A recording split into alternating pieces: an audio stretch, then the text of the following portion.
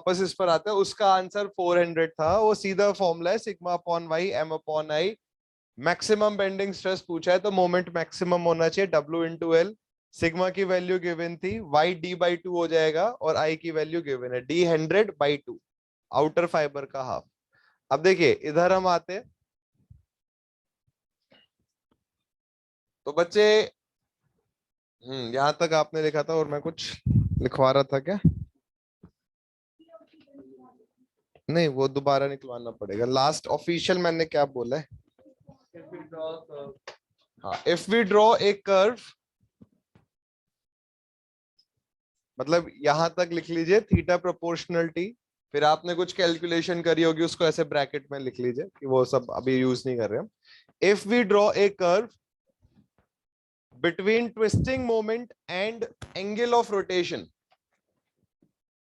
if we draw a curve between, अब मेरा बच्चा देख, इस कर्व के बाद ना इसको ऐसे लिख लो ब्रैकेट में, ऐसा गोला बना लो और इसके आगे से लिखो, if we draw a curve between twisting moment and angular rotation,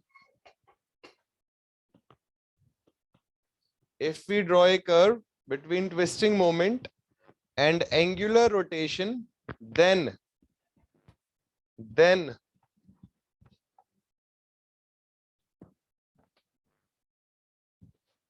a linear curve will be obtained. Then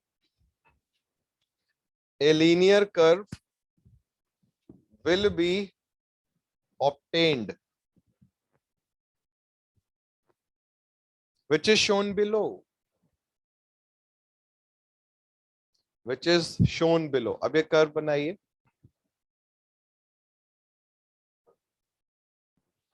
हम ये लिखेंगे कि इस कर्व का area strain energy stored in a shaft बताता है।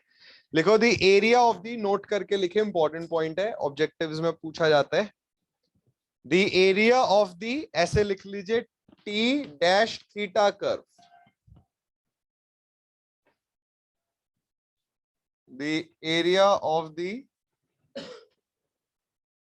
T dash theta curve, twisting moment और theta का जो कर्व है, the area of the T dash theta curve gives strain energy stored in a shaft, gives strain energy stored in a shaft, ऐसे लिखे full stop करके। सो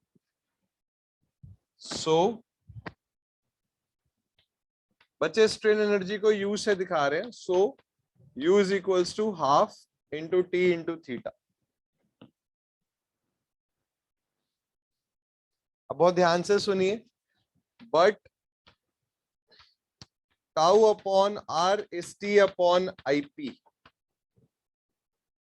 देखिए R का मतलब है किसी रेडियल डिस्टेंस पर शियर स्ट्रेस टाउ है। अगर हम आउटर मोस्ट फाइबर की बात करें, हम ये माने कि एक सॉलिड शाफ्ट है, तो मैक्सिमम शियर स्ट्रेस कहां होगी? आउटर मोस्ट फाइबर पे, मतलब जो सरकमफेरेंस है वहां पर। तो अगर मैं यहाँ पे टाउ मैक्स लिख दूं तो मैं सर्कल का रेडियस लिखना पड़ेगा, लेट से आर। तो हम क्या करते हैं, एक फिगर बना लेते हैं कि आपको समझ में आ जाए कि क्या हुआ यहाँ पर।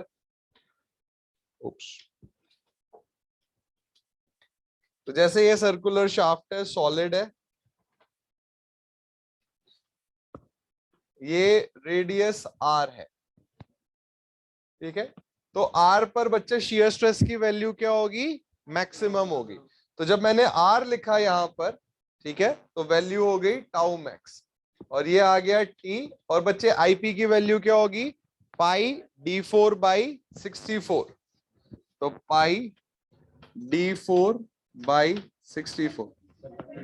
और मैं चेक कर रहा था तुम लोगों को, 32 पोलर की बात चल रही है, आईपी, ठीक है। और इस आर को हमने लिख दिया D/2।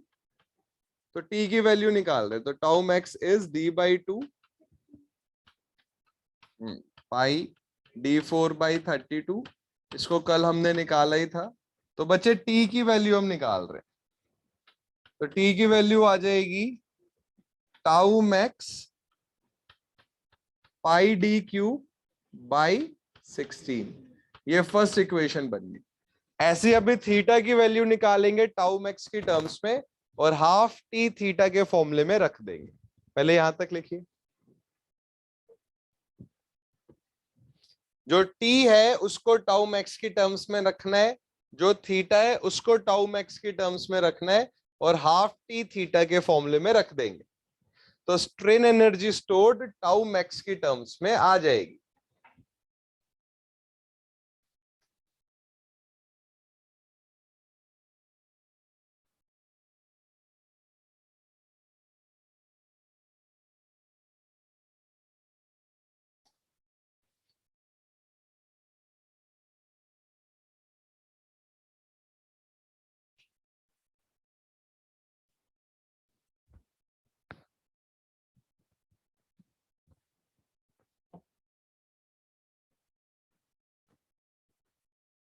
लिख लिया बच्चों?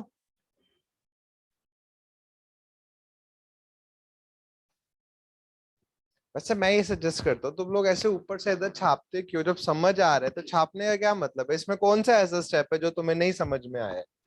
सिंपल स्टेप है एकदम। खुद से क्यों नहीं लिखते हो? खुद से लिखोगे इधर ही रिवीजन हो जाएगा क्लास में, घर जाके फिर आपको रिवाइज नहीं करना है, फिर आपको क्वेश्चंस करने हैं। जब आप यस सर बोल रहे हो, मैं आपको बोल रहा हूँ कि बच्चे समझ आए, आपने बोला यस सर, तो फिर छापने का क्या मतलब बनता है? या तो ये हो कि मैंने बोला नहीं 10 सेकंड में ही लिखना है जो लिखना है। उल्टा छापने में आपको ज्यादा टाइम लगता है, पहले देखते हो ऊपर, फिर लिखते हो, फिर देखते हो, फिर लिखते हो। बजाय सारा ध्यान लिखने पे रखोगे जल्दी लिख लोगे। अब सेकंड स्टेप करते हैं इसका। नेक्स्ट लाइन से लिखिए, but tau upon R G theta by L के इक्वल भी है।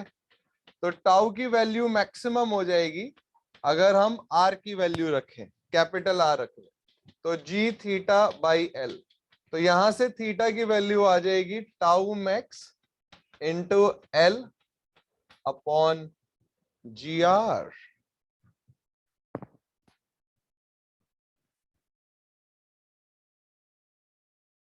अब टी और थीटा की वैल्यू रखिए, तो यू हो जाएगा half T theta, but u is half T theta, तो हाफ। बचे टी की वैल्यू आपने अभी निकाली है, this is tau max pi D cube by 16। और फिर आपने थीटा की वैल्यू निकाली tau max L G, R को हम डी बाई 2 लिख लेते हैं, रेडियस है ना डी बाई 2। अब 2 से ये 2 कैंसिल आउट हो गया, थोड़ा सा इसको ऊपर कर लेते हैं।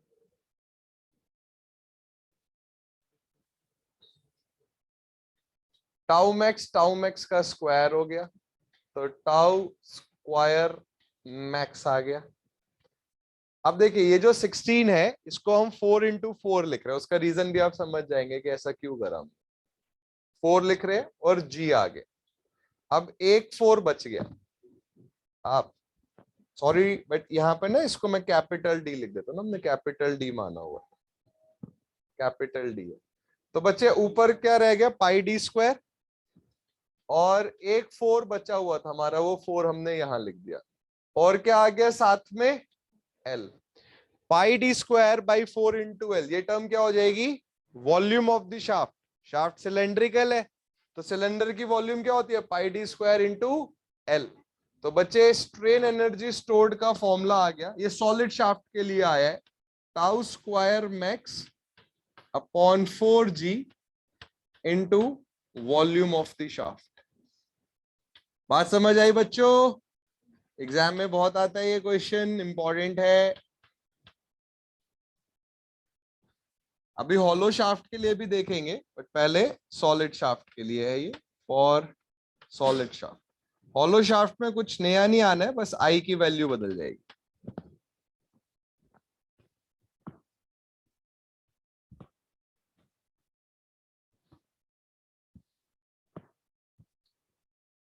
हॉलो शाफ्ट के बाद हमें बस एक बहुत सिंपल सा टॉपिक पढ़ना है, shafts in parallel and series.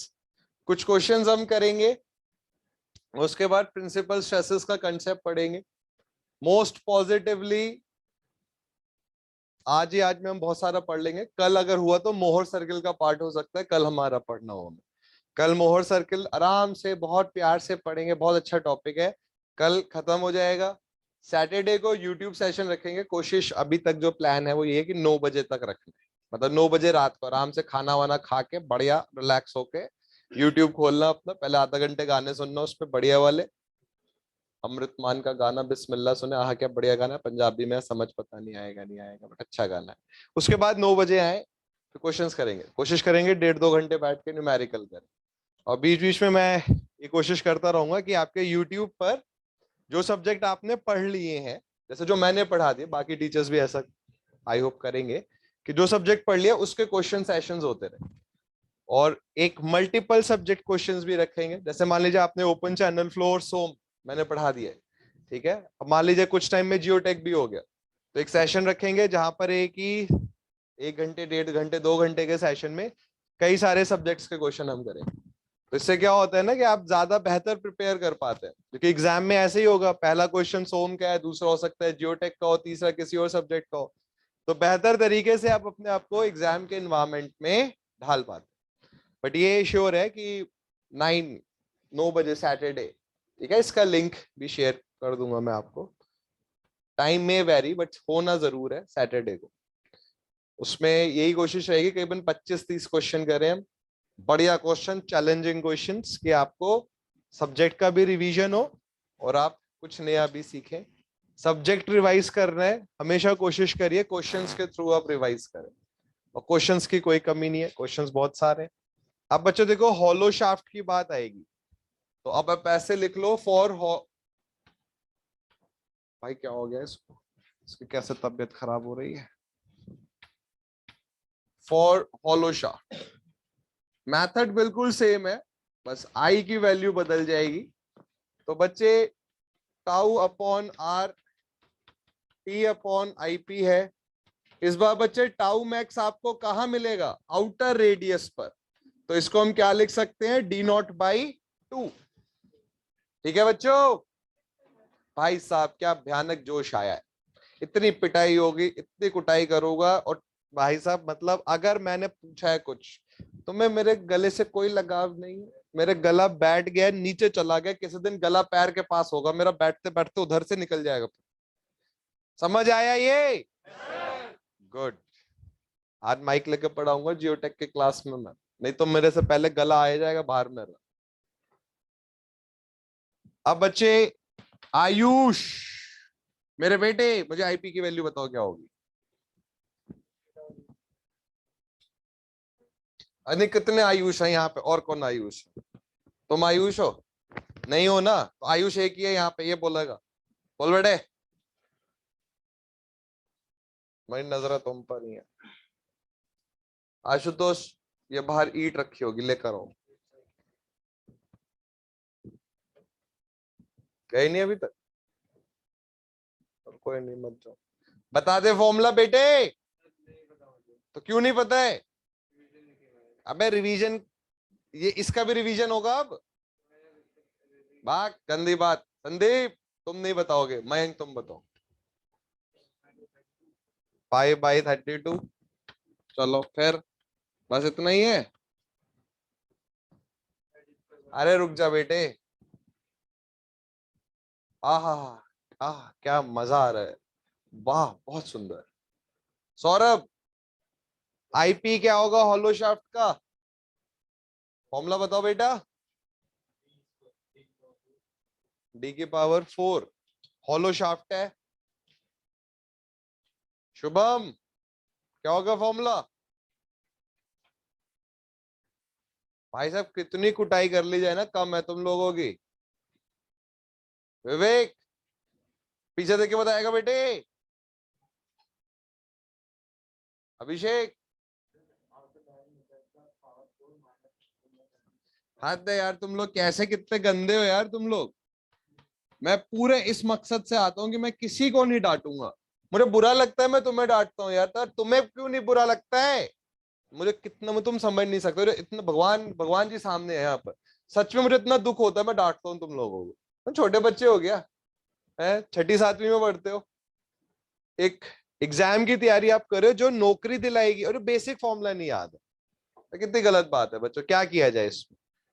Concept नहीं पता, चलो मैं मान लेता हूं कि चलो कंसेप्ट सीखा, भाई फॉर्मूले तो याद करोगे नहीं करोगे?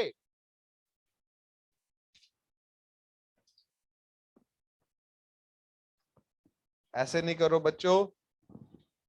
मैंने पहले भी बोला है, मैं ये चाहता हूं इस क्लासरूम में मौजूद हर बच्चे का सिलेक्शन हो, ठीक है? बट आप नहीं चाह रहे, मुझे लग रहा है आप खुद नहीं चाहते आपका सिलेक्शन हो। कैसे सिलेक्शन होगा? बेसिक फॉर्मूला नहीं याद है।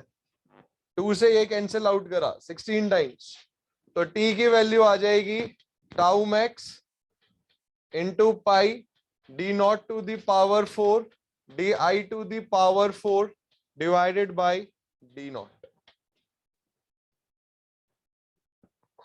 फिर आपने थीटा की वैल्यू निकाली, but tau upon R is G theta by L. Again जो टाउ मैक्स है वो आपको डी नॉट बाई 2 पर मिलेगा, तो जी थीटा। ओके,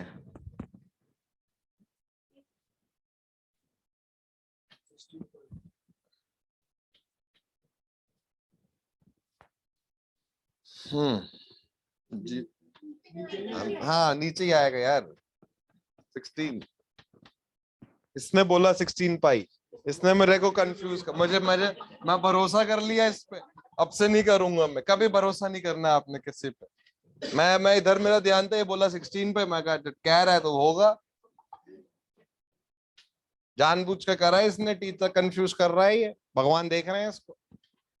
अब थीटा की वैल्यू क्या हो जाएगी? ये 2 ऊपर चला जाएगा, तो 2 tau max into L upon G. अबे थीटा तो निकाल ही रहे तुम, ना बोलो जी डी डॉट।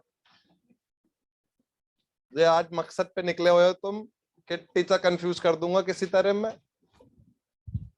अब but u is half into T into theta, तो हाफ टी की वैल्यू आपने निकाली हुई है टाउ मैक्स अपॉन 16 पाई टाइम्स डी नॉट। अब देखो हम बस छोटा सा चेंज कर रहे हैं, D nought to the power 4 को डी नॉट स्क्वायर का स्क्वायर लिख रहे हैं, और D I to the power 4 को डी आई स्क्वायर का स्क्वायर लिख रहे हैं, तो क्या बना ये a square minus b square. अब देखो आप और मैं सेम फ्रीक्वेंसी पर होने से, जो मैं बोल रहा हूं हर बारी लिखना जरूरी नहीं है। आप लोग समझदार हैं, सिर्फ चेहरे से आप जाहिल लग रहे हैं, बट दिमाग है आप लोगों में। तो इसको हम क्या लिख सकते हैं यहाँ पर? D nought square plus D I square into D nought square minus D I square. ठीक है, अगर हर बारी हर छोटा स्टेप लिखेंगे तो काहे के समझदार हैं फिर हम। अब ये आपने टी लिखा, अब आपने लिखा theta, 2 tau max L upon G times D nought. अब देखिए 2 से ये 2 कैंसिल आउट हो, बिल्कुल पुराने की तरह बनेगा फिर दोबारा। हाँ इधर आएगा ना अभी, तो डी नॉट इधर है डी नॉट उधर, बिल्कुल ही मतलब एक बार ही गलती कर दे बिल्कुल भरोसा ही उठ गया। इस हिसाब से तो मेरा भरोसा जीवन में तुम लोगों पर नहीं आ पाएगा। वह हद है यार, एक बारी मैंने वहां, वो भी ये इसने मुझे बोला 16 पाई, मैं कहा यही होगा ऊपर जबकि मैं यही देख रहा था, ने कहा 16 ऊपर तो नहीं आना चाहिए, यहाँ पर जाके नीचे आना चाहिए, बट तुमने मेरा दिल तोड़ दिया। अब देखो रे पपलू टपलू, इधर देखो। अब दिमाग लगाना है आपने, आई नो मुश्किल काम है दिमाग लगाना, बट लगाना पड़ेगा आपको। टाउ मैक्स और टाउ मैक्स क्या बना? Tau max square. अब देखिए पाई 16 को हमने ब्रेक करा 4 में, pi by 4 D nought square minus D I square area हो गया, इनटू एल ये क्या हो गया? वॉल्यूम। तो यहां पर आ गया वॉल्यूम ऑफ द शाफ्ट। अभी थोड़ी सी टर्म बच रही है, वो देखिए क्या बच रहा है। गुड, ये टर्म बच गई, D nought square plus D I square divided by D nought square, ये बच गया। तो दिस इज द फॉर्मूला। एक बारी बस रुक जाइए, अगर मैं आपसे बोलूं कि हॉलो शाफ्ट नहीं है, हाँ यार जी यहाँ है, जी यहाँ है तो जी, देखते नहीं हो यार तुम लोग, ऐसे एकदम से बोल देते हो। ये तो रहा जी, लिखने वाला था मैं, ये मेरा क्वेश्चन था कि जी कहाँ है। हाँ, अगर मैं आपसे बोलूं कि प्रूव करिए एक्सप्रेशन बिल्कुल सही है, तो आप कैसे प्रूव करेंगे? आप बोलेंगे सर अगर ये सॉलिड शाफ्ट होता तो इंटरनल डायमीटर होता ही नहीं इसमें, तो डी की वैल्यू क्या होती? 0। डी को 0 रखिए, डी नॉट से डी नॉट कट गया, सॉलिड शाफ्ट का फॉर्मूला बन जाएगा। करो, इसको मैं ऐसे कर दूं कि सारा लिखना हो, तो कुछ छूटा है तो बता दीजिए, मैं इसको स्क्रीन को ऊपर कर दूं।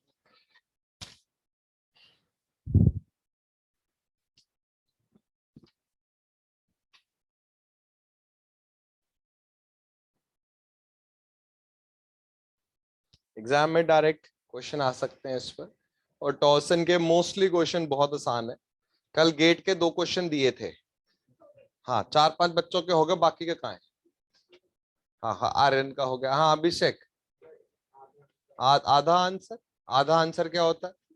वो आंसर आधा है, मतलब क्या कि जैसे मान लो ऑप्शन सी था, कि सर ऑप्शन सी है, तो मेरा ये आधा ऐसे आ गया है ये पूरा सी का सर आधा सी बना है मेरा, ये आधा आंसर। आधा आंसर से मतलब क्या है, कवि क्या कहना चाह रहा है, तात्पर्य क्या है? अर्थात क्या तात्पर्य निकला है? हाँ, तो ये आधा आंसर क्यों बोल रहे हो, आंसर वर्ड क्यों लगा रहे हो यहाँ पे? गुमराह कर रहे हो जनता को, कहाँ इन सब चीजों में पढ़े हो, पॉलिटिक्स में जाओ। अरे कितना आसान क्वेश्चन है यार वो। मयंक कर ले बेटा, कुछ क्वेश्चन कर ले, कभी बोनी बट्टा कर लो आंसर का एक आध। कौन सा पहला हो गया, आंसर आ गया?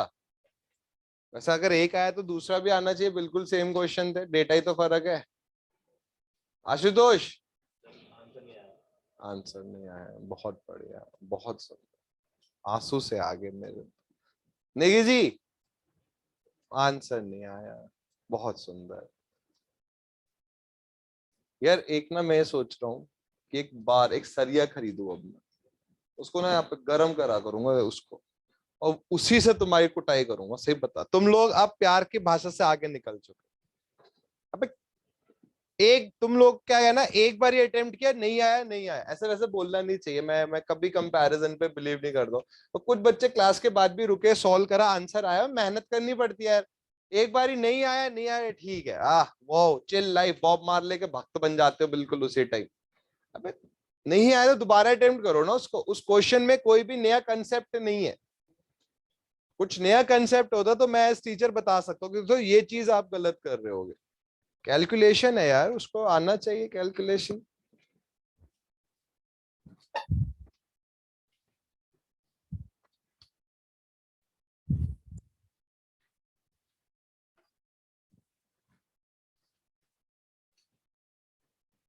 हेडिंग डालिए, shafts in series and parallel.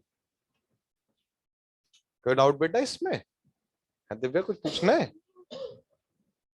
Shafts in series and parallel.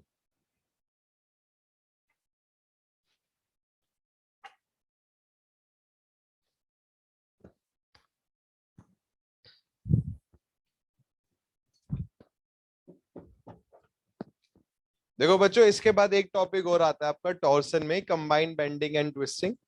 But उसको पढ़ने के लिए पहले प्रिंसिपल स्ट्रेसेस पढ़ने पड़ते हैं, तो उस टॉपिक को हम प्रिंसिपल स्ट्रेसेस वाले पार्ट में कवर करेंगे। तो अभी आपने हेडिंग डाली शाफ्ट्स, वैसे इन कनेक्शन बोलते हैं बट यहाँ पर हम लिख लेते हैं shafts in series and parallel. अब देखिए इसमें फर्स्ट लिखिए शाफ्ट्स इन सीरीज। ये थोड़ा सा टॉपिक बिल्कुल वैसे ही है जैसे 9th में आप रेजिस्टेंस के बारे में पढ़ते थे, रेजिस्टेंस या resistors in series and parallel. कौन सी क्लास में पढ़ा है? 9th में पढ़ा, कब पढ़ा है? 7th में? ऐसे नर्सरी में तो नहीं पढ़ लिया था कहीं शुरुआत में? मैं तो 9th में पढ़ा था भैया, मैं सीबीएस। चलो कोई बात। अब जैसे सबसे पहले क्वेश्चन आता है कि शाफ्ट सीरीज में लगाने क्यों पड़ते हैं। सीरीज का मतलब होता है कि एक शाफ्ट के साथ दूसरा शाफ्ट जुड़ा हुआ है, इस तरीके से इसको बोलते हैं शाफ्ट इन सीरीज। मान लीजिए आपने पावर ट्रांसमिशन करना है और थोड़ी लेंथ तक करना है, थोड़ा दूर भेजना है पावर को, तो बच्चे एक बहुत लंबा शाफ्ट तो हम नहीं बना सकते, तो हम क्या करते, कई सारे शाफ्ट्स बनाते हैं, उनको आपस में जोड़ देते। तो अगर इस तरीके से आपके सामने शाफ्ट की एक फिगर बनी हुई है, मान लीजिए एक एंड इसमें फिक्स दिखा रहा है, तो इसको हम बोलते हैं कि ये शाफ्ट सीरीज में कनेक्टेड है। जब शाफ्ट सीरीज में कनेक्टेड होते हैं, लेट से ये ए है, ये बी है, ये सी है, तो एक शाफ्ट है ए बी, एक शाफ्ट है बी सी, ये लेंथ L1 है, ये लेंथ L2 है, ये G1 मॉड्यूलस ऑफ रिजिडिटी है, ये G2 है। अब आपने क्या करा, एक टॉर्क लगाया T जॉइंट पर। तो अगर शाफ्ट सीरीज में है तो ये जो टॉर्क है ये दोनों शाफ्ट्स पर सेम होना चाहिए। तो अगर शाफ्ट सीरीज में होंगे तो जितना ट्विस्टिंग मोमेंट ए बी पर आ रहा है उतना ही ट्विस्टिंग मोमेंट बी सी पर आना चाहिए, और जो टोटल एंगुलर ट्विस्ट होगा वो इन दोनों का समेशन होता है, theta A B plus theta B C. अभी क्वेश्चन के थ्रू भी हम समझेंगे कि इनका मतलब क्या है। बट अगर दो शाफ्ट सीरीज में कनेक्टेड है तो जहां वो कनेक्टेड है वहां पर दोनों में सेम ट्विस्टिंग मोमेंट होना चाहिए, और टोटल एंगल ऑफ रोटेशन जो आएगा, जो थीटा आएगा, वो इंडिविजुअल शाफ्ट के थीटा के सम के इक्वल होगा। ठीक है, इसको लिखिए। पैरेलल में जस्ट अपोजिट हो जाता है, ट्विस्टिंग मोमेंट डिस्ट्रीब्यूट होता है बट थीटा सेम रहता है। पहले लिखिए इसको, क्वेश्चन से ज्यादा समझ में आएगा ये। कोई चीज कम समझ में आती तो चेहरा ऐसे बना लेते कि पता नहीं किडनी मांग ली है, बट कुछ समझ में आएगा कभी अच्छा चेहरा नहीं बनाएंगे कि हाँ अरे समझ में आया। कितने मतलब आप लोग बुरे हैं, कभी बुरे, अभी ऐसे यूकेपीएससी ने निकाला ना बुरा इंजीनियर, तो भाई साहब आप कोचिंग दे रहे होंगे कहीं पर कि मैं, मुझसे बुरा कोई नहीं है यहाँ पे। मतलब ये चीज मतलब मैंने समझ पाया कि चेहरे से समझ नहीं आ रही है, समझ आने पे कोई रिएक्शन नहीं देता, क्यों क्या ये तो आसान था।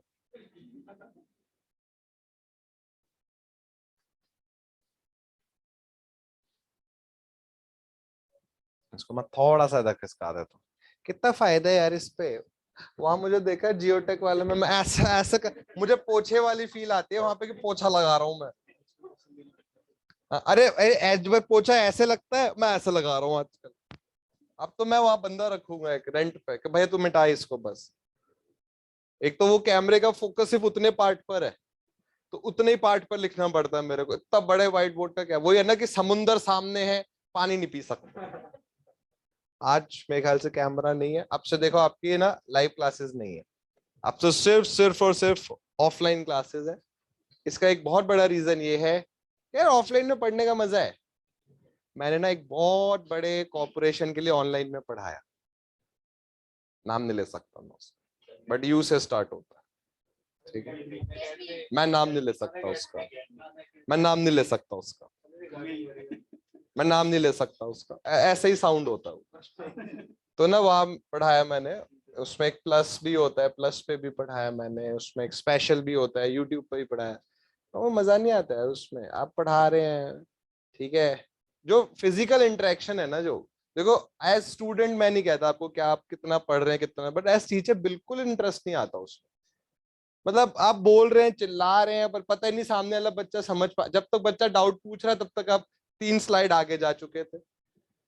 मतलब वो बच्चा की सर वो जो आपने भी 10 मिनट पहले बताया था वो बता दीजिए एटलीस्ट। अब जैसे क्या होता है, कई बारी मैं बोलता हूँ ना कि तुम्हारे चेहरे से पता चल रहा है नहीं समझ में आ रहा है, मैं दोबारा समझाने की कोशिश करता हूँ, बट उसमें क्या है, कुछ पता ही नहीं चल रहा है। और मैं ये नहीं कह रहा हूँ कि ऑनलाइन मोड अच्छा नहीं है, ठीक है, हम भी ऑनलाइन पढ़ाते हैं, यस में भी हम ऑनलाइन पढ़ाते हैं, बट ऑनलाइन ना, online is good but offline is better, वो बेहतर है। इसका मैं कई बार एक एग्जाम्पल देता हूँ कि आपको घर पर वीडियो कॉल करना, मम्मी पापा से आप वीडियो कॉल करना प्रेफर करेंगे या उनसे मिलना प्रेफर करेंगे face to face? Face to face interaction को कभी वर्चुअल नहीं बदल सकता। वर्चुअल क्या है, मजबूरी है, अगर आपके मम्मी पापा साथ वाले रूम में हो तो वीडियो कॉल करोगे, मम्मी कैसी हो आप, हैं, आप जाओगे ना मिलने उनसे, आपके पास ऑप्शन है मिलने का तो आप मिलोगे, आप साथ बैठोगे। वीडियो कॉल आप कब करोगे, जब आप दूर हो, आप नहीं हो पास में, आप नहीं मिल पा रहे हो। वही सेम चीज यहाँ पर होती है। तो ऑफलाइन में क्या होता है ना बच्चे, offline as teacher point of view से मैं बोल रहा हूँ, अब जैसे मान लो आप क्लास में आए हो, एटलीस्ट बैठे हुए हो यहाँ पर, तैयार होके घर से आए अपना, ठीक है, थोड़ा फ्रेश हो, ऑनलाइन में क्या हो रहा है पता चला, ऐसे एकदम उल्टा टंगे हुए हैं, एकदम ऐसे पैर ऊपर है, खोपड़ी नीचे है, कैसे भी बैठे, सर्दियों में तो तब भी थोड़ी तमीज से बैठे हैं, गर्मियों में बाल ऐसे उड़ रहे हैं कि घर वालों को लग रहा है कि क्या कर रहा है यहाँ पे। एटलीस्ट जब आप क्लासरूम में आते हो थोड़ा स्मार्ट बन के आते हो, वैसे लग कोई नहीं रहा है मेरा अलावा, बट कोशिश तो करते हो, कोशिश तो कर रहे हो ना अपनी तरफ से, थोड़ा चल कर आए, लोग दिखे आपको। मैं पक गया भाई, मेरी एक साल एकदम हालत इतनी खराब हो गई, मैं कहा क्या हो रही है। वो बेड से उठे, चेयर पे बैठे, पढ़ाया, चेयर से फिर बेड, बेड से इतनी लाइफ रह गई थी। देखा ये कोई लाइफ है यार ये। सबसे ज्यादा नुकसान पता है इसका किसको हुआ है, ऑनलाइन उसका एजुकेशन का, स्टूडेंट्स को। स्पेशली वो जो स्कूल में थे, या स्पेशली वो जो बीटेक के इनिशियल ईयर्स में थे, जो फर्स्ट ईयर में थे और कोविड जब आया तो उनको तो पता ही नहीं है कि सेकंड थर्ड ईयर में हुआ क्या है। सारी एजुकेशन ऑनलाइन और सब ऊपर से है। मोस्टली बच्चों का यही हाल है। ऑफलाइन में तब भी क्या होता था, टीचर डांटते थे, पीटते थे, कुछ तो करते थे, कुछ तो समझ आ जाता था। अब तो कुछ है ही नहीं। वो घर वालों ने बोल दिया आप ऑनलाइन पढ़ रहे हो, सोम चल रहा है, मैं शाफ्ट एंड सीरीज पढ़ा रहा हूँ, मम्मी ने बोला तीसरी कुकर की सीटी बजेगी तो बंद कर देना। अब आपके दिमाग में सीरीज थोड़ी चल रहा है, आपके दिमाग में सीटी चल रही है कि पहली सीटी हाँ बज गई। मैं बोल रहा हूँ भैया यहाँ पे समझ आ रहा है कि नहीं सर ये जरूरी नहीं है, जरूरी है कि अभी 2 सीटियां और बजनी है, क्योंकि अगर 4 सीटी बजी तो कुकर में दाल नहीं होगी, आप होंगे उसमें, मम्मी सीटी बजा देंगी उसी टाइम कुकर में डाल के। घर पे क्या होता है, डिस्ट्रैक्शंस होते हैं। फोन पर आप पढ़ाई कर रहे हो, मैं कितने सारे लोगों को जानता हूँ जिनकी 2 साल में आंखें सच में चश्मे चढ़ गए। ऑनेस्टली भगवान जी के सामने बोल रहा हूँ मैं, 2 साल में चश्मे चढ़ गए। क्यों? पूरा दिन ऑनलाइन सामने सामने बैठे हुए आप। तो ऑनलाइन ठीक है, उस टाइम पे वो मजबूरी थी कि मार्च में आया, मान लीजिए एग्जाम था, मजबूरी थी वो। तो वो अब वो टाइम अब नहीं है, अब ठीक है, अब चीजें ठीक है, अब चीजें सुधर चुकी। तो अब आप ऑफलाइन आ सकते हैं। ऑफलाइन में आने का एक और एडवांटेज क्या होता है, आपको पता चलता है कि कंपटीशन है क्या। जैसे मान लो आप क्लास में आए, आपने देखा कि आपके आंसर नहीं आ रहे हैं, बाकी के आंसर आ रहे हैं, तो आपको थोड़ा आते कि यार मेरे ही नहीं आ रहे, मुझे दोबारा थोड़ी मेहनत करनी पड़ेगी। कंपटीशन एक अच्छी स्पिरिट में अगर आप देखो तो अच्छी चीज होती है। जेलेसी अलग वर्ड है और कॉम्पिटिटिव स्पिरिट अलग वर्ड है। जेलेसी है कि मुझे इससे आगे निकलना है, ये मेरे से आगे क्यों है। कॉम्पिटिटिव स्पिरिट है कि मुझे अपने आप को बेहतर बनाना है, अपने आप को बेहतर बनाना है। आप किसी से ना आगे जा रहे हैं ना किसी से को पीछे कर रहे हैं, आप अपने आप को बेहतर बना रहे हैं। तो यार क्लास में आके आपको ये सब चीजें पता चल जाती है। हमारा अच्छा खासा डिस्कशन हुआ सर लोगों का, हमारा ठीक है सर अभी कुछ दिन लाइव मत रखो, अभी कुछ दिन सिर्फ ऑफलाइन मोड रखेंगे, अभी केसेस भी कम है, ऐसा कोई इतना बड़ा इशू नहीं हो रहा है। तो बच्चे आए बैठे समझे, क्योंकि एग्जाम में 3 महीने रह गए यहाँ पे एटलीस्ट। अब जैसे ऑनलाइन में एक बहुत बड़ा नुकसान, भाई यार बात नहीं कर सकते आप बच्चे से, बस आओ पढ़ाना शुरू कर दो, हाँ जी पढ़ो पढ़ो पढ़ो पढ़ो, पापा हालत खराब हो जाती है। अबे हम भी तो इंसान है, ये थोड़ी है कि वहां पे पढ़ाई रहे पढ़ाई रहे। हमारे साथ में एक बंदा पढ़ा रहा था एक बहुत बड़े प्लेटफॉर्म पे, उसने ऐसी थोड़ी सी कुछ बात कर ली, फोन आ गया उसको अगले दिन, क्या चल रहा है सर, बातें चलेंगी अब सर। तो बेचारा कह रहा क्या ही करूंगा। तो online is good but offline is better. जो यहाँ पर अभी चल रहे हैं ना इंडिया में, यूएस, यूरोप में ऑनलाइन एजुकेशन बहुत पहले आ चुकी थी, बट उसने कभी स्कूल कॉलेजेस को रिप्लेस नहीं करा, ना वो कर पाएगी। आज के टाइम में आप पेरेंट्स से पूछोगे ना, जैसे जो छोटे बच्चे हैं जो स्कूल अभी तक गए ही नहीं है, तो पेरेंट्स आज उनको तैयार है स्कूल भेजने के लिए कि भैया स्कूल खुले और हम भेज रहे हैं। क्यों? क्योंकि बच्चा सीखता है यार स्कूल में जाके, कॉलेज में जाके आप बहुत सारी, और बात सिर्फ सीखने की नहीं है, थोड़ा इंटरेक्शन भी तो होता है। पहले क्या था, उठे वो चेयर पे बैठ गए, मम्मी पापा से बात कर लिया, मैं प्रोफेशनल बात करूंगा मैं मम्मी पापा से, और अपने दुखड़े भी तो रोने होते हैं, सैलरी बहुत कम है। ये दोस्तों से तो करेंगे ये सब बातें, मम्मी पापा से करेंगे, कहेंगे और मेहनत कर लेते। कहने का मतलब ये, आप आते हैं, आप इंटरेक्ट करते हैं लोगों से, वो बहुत इंपॉर्टेंट है। दुनिया की सबसे भयानक पनिशमेंट पता है आपको क्या है? Solitary confinement. सॉलिटरी कन्फाइनमेंट का मतलब होता है जो सबसे खूंखार दरिंदे वो होते हैं ना, क्रिमिनल्स, उनको अकेला छोड़ जाता है, आइसोलेटेड, कोई इंटरेक्शन नहीं होता उनका, ह्यूमन इंटरेक्शन जीरो, पागल हो जाते हैं लोग। फैक्ट है ये। तो इंसान को जरूरत है इंसानों की, भले आप कम बात करें, आप इंट्रोवर्ट है बट आपको लोग दिख रहे हैं, आपको कानों में आवाजें पड़ रही हो, बहुत जरूरी होता है। अभी आप अपने घर से आते हैं, विक्रम में बैठ कर आते हैं, बाइक चला के आते हैं, आपको लोग दिख रहे हैं, आप किसी से बात नहीं कर रहे बट लोग दिख रहे हैं आपको, वो लोग दिखना बहुत जरूरी है। नए लोग दिख रहे हैं आपको? ठीक है, चलो आओ बेटा, मेरा प्रमोशन हो गया है। हाँ सर कर दिया मैंने, कर दिया, ठीक है। आगे पैसे आ गए, हाँ आगे। जरूरी यार, जो मैं बिलीव करता हूँ वही चीज मैं बोला, जिस चीज पे मुझे मैं बिलीव नहीं करता मैं कभी नहीं बोलता वो चीज क्लास में। आप लिखो शाफ्ट्स इन पैरेलल। अभी तो सही में मैं तुम लोगों को कूटना पीटना स्टार्ट नहीं करा है, ये तो लिटरली मैंने बहुत बहुत पीटता था मैं यहाँ पर, मतलब ऐसे गंदे उससे नहीं, ऐसे अच्छे सेंस से कि बच्चे सुधरे। तो उससे क्या होता है, कमर पे कोनी पड़ती है, बच्चे का कंसेप्ट एकदम घुसता है दिमाग में। शाफ्ट्स इन पैरेलल को दिखाने का तरीका समझिए, सबसे पहले क्या है, इसको दिखाने का जो तरीका है वो ये है कि दोनों एंड फिक्स्ड हैं। सीरीज में हम ये बोल सकते हैं कि एक एंड फिक्स था, एक फ्री था, बट शाफ्ट्स इन पैरेलल को दिखाने का तरीका ये होता है कि दोनों एंड फिक्स्ड है। ये हो गया ए बी सी। मान लीजिए आपने एक टॉर्क लगाया जॉइंट पर। अब बच्चे इस बार क्या होगा, जो टॉर्क टी है ये डिस्ट्रीब्यूट हो जाएगा T A B plus T B C में, बट दोनों पॉइंट पर जो थीटा है वो सेम रहेगा। Theta A B will be equal to theta B C. अभी मैं आपको एक क्वेश्चन कराऊंगा तो आपको और अच्छे से समझ में आएगा। शाफ्ट्स पर हम कुछ क्वेश्चन करते हैं सीरीज एंड पैरेलल पर, तो आप बेहतर समझ पाएंगे कि चल क्या रहा।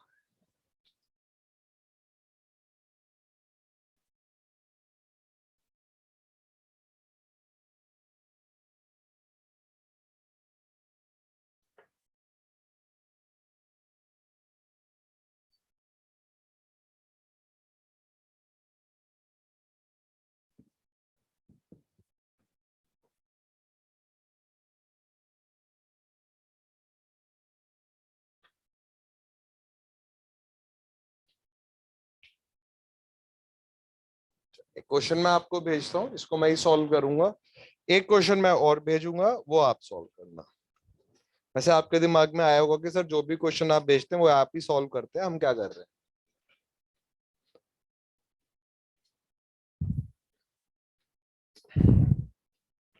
चलो क्वेश्चन, मुझे बहुत अच्छे से याद है कि आपका फिक्स्ड एंड कंटिन्यूअस बीम पर एक सेशन लेना है मैंने, ठीक है। बट वो क्या है, उसको ना अभी सोम खत्म हो जाए, तो मैं बिल्कुल ऐसा नहीं करूंगा कि एसबीआई में नहीं हो आपके, उन्होंने बोला सोम में होगा, मैं बोलूंगा नहीं आरसीसी में होगा, फिर आरसीसी के बाद की स्टील में होगा, ऐसे कर करा के यूकेपीएससी निकल गया। ऐसा नहीं है, बीच में एक दिन रखेंगे, उस दिन फिक्स्ड 1 या 2 दिन या 3 दिन जो भी होगा।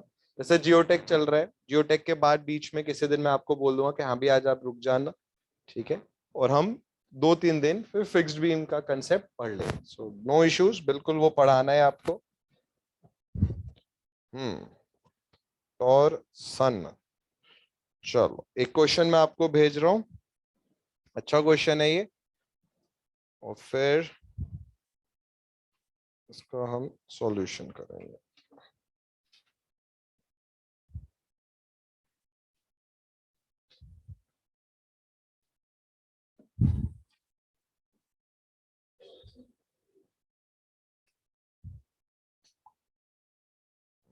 रिकॉर्डिंग वाला कहाँ भैया।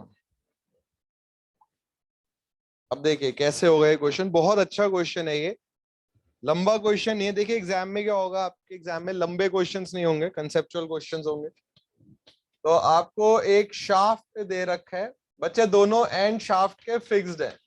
तो कैसा शाफ्ट हो गया ये, शाफ्ट इन पैरेलल का कंसेप्ट हम बोलेंगे। L/4 डिस्टेंस पर अगर आप देखें एक एंटी क्लॉकवाइज टॉर्क लग रहा है, टॉर्क या ट्विस्टिंग मोमेंट बच्चे एक ही बात है, तो टी नॉट लग रहा है, ऑब्वियसली रिमेनिंग लेंथ 3L/4 होगी। डायमीटर डी है, लेंथ एल है, टी नॉट लग रहा है। जो क्वेश्चन है वो आपसे ये कह रहा है कि मैक्सिमम शियर स्ट्रेस बताइए कितनी लगेगी, उसको भी मैं स्क्रीनशॉट शेयर कर देता हूँ। गेट का क्वेश्चन है ये, अच्छा क्वेश्चन है बहुत।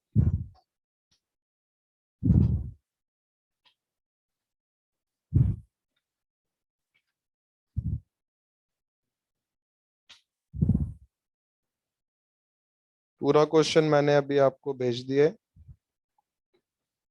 तो क्वेश्चन आपसे पूछ रहा है कि टाउ मैक्स बताइए क्या होगा। तो मेरे प्यारे बच्चों, सबसे पहले ये शाफ्ट जो है ये पैरेलल में है। अच्छा एक बार बस दिखाना, इसमें नेमिंग हो रखी है, नहीं हो रखी। तो हमने ए बी और सी नेमिंग मान ली। अच्छा इधर देखो बच्चों, तो हमें बात पता है कि शाफ्ट पैरेलल में है, तो थीटा ए बी किसके इक्वल होना चाहिए? थीटा बी सी के। फिर हमने ये बात पढ़ी हुई है कि tau upon R T up क्या हो गया, टी अपॉन आई पी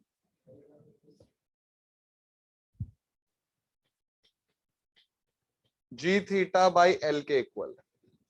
तो बच्चे हमने थीटा ए बी की वैल्यू हम क्या बोल सकते हैं? ये हो जाएगी T A B length of A B upon G of A B I P of A B is equals to T of B C length of B C G of B C I P of B C. बच्चे सब एक ही material का बना हुआ है, तो जी दोनों जगह सेम है। डायमीटर शाफ्ट का सेम है ना, दोनों जगह डायमीटर क्या है? सेम है, तो आईपी भी क्या होगा? सेम हो जाएगा, तो ये कैंसल आउट हो गया। तो टी ए बी, बच्चे ए बी की लेंथ कितनी है? एल बाई फोर, तो this is T B C कितना है? 3L/4। तो 4 से 4, L से L कैंसल आउट हो गया, तो टी ए बी की value 3 times T B C आ गई। अब ये जो टी नॉट है ये किसके इक्वल होना चाहिए? T A B plus T B C के। भाई शाफ्ट में दो केस लगते हैं, सीरीज पैरेलल में थीटा सेम होता है और जो ट्विस्टिंग मोमेंट है वो ऐड होता है। बट बच्चे टी ए बी किसके इक्वल है? 3 टाइम्स टी बी सी के। तो T nought T A B की जगह आपने 3 टाइम्स टी बी सी लिख दिया प्लस टी बी सी। तो बच्चे टी बी सी क्या आ जाएगा? टी नॉट बाई 4 और टी ए बी क्या आ जाएगा? 3T0/4। भाई 3 टाइम्स है वो। यहां तक की बात समझ आई बच्चों? जी सर। हाँ ओके,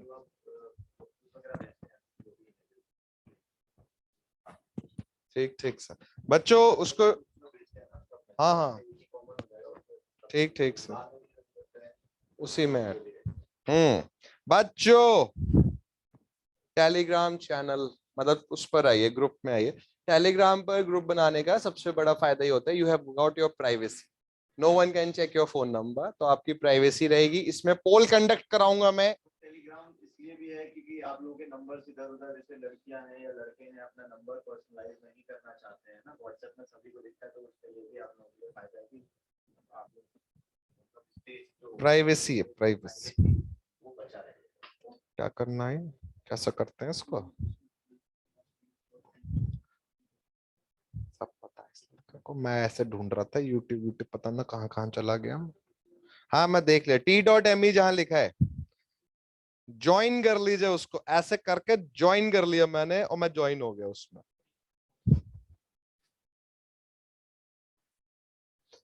बच्चे सब ज्वाइन कर ले। अब मैं उसी में भेजूंगा क्वेश्चन सारे जो भी भेजने में रखे। टेलीग्राम नहीं है, Telegram is a very good app. अभी इसमें पोल कंडक्ट कराऊंगा मैं, इसमें पोल का भी ऑप्शन आता है, बट मैं इसमें कुछ लिख नहीं सकता, मुझे इसमें वो बनना पड़ेगा एडमिन। पोस्ट नहीं कर पा रहे ना तुम लोग? हाँ तो तुम लोग तो नहीं करोगे, मैं तो करूंगा। अच्छा ये क्वेश्चन देखो अभी कैसे होगा। आपसे पूछा गया है क्वेश्चन में मैक्सिमम शियर स्ट्रेस। अब मेरे बच्चों इधर देखो, आपसे इस क्वेश्चन में पूछा गया मैक्सिमम शियर स्ट्रेस, बताइए क्या होगा? टाउ मैक्स का फॉर्मूला क्या होता है? आर की जगह आप क्या लिखोगे? D/2 T upon I P. अब यहां पर बच्चे दो टी है, मैक्सिमम वैल्यू कहां होगी? जहां पर ट्विस्टिंग मोमेंट भी क्या हो? मैक्सिमम हो। तो एक जगह T0/4 है और एक जगह 3T0/4 है, तो जहां ट्विस्टिंग मोमेंट ज्यादा है वहां शियर स्ट्रेस भी क्या होगा? ज्यादा होगा। तो जो आप यहाँ पे T लिखेंगे, यहाँ पे क्या लिखेंगे आप? 3T/4 और उससे सॉल्व करेंगे। सॉल्व करिए, आंसर बताइए। मैं तो इधर बोल कर रहा हूँ कि मुझको, मेरा प्रमोशन हो रहा है, मैं एडमिन बनूंगा।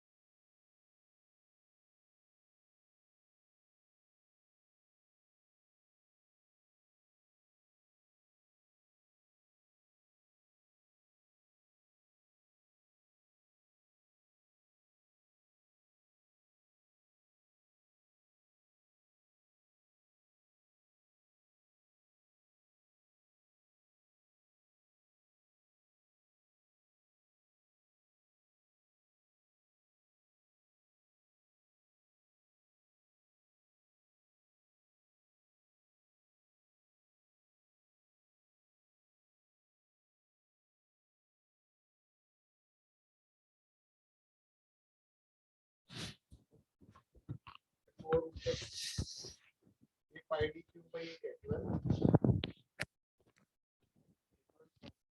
12 क्या है 32 होता भाई वो। क्रेडिबिलिटी लूज कर दी तुमने आज अपने सारे। देखो बच्चों कैसे होगा ये, हमें ये बात पता चल गई है कि टाउ वहां मैक्सिमम होगा जहां टी मैक्सिमम है।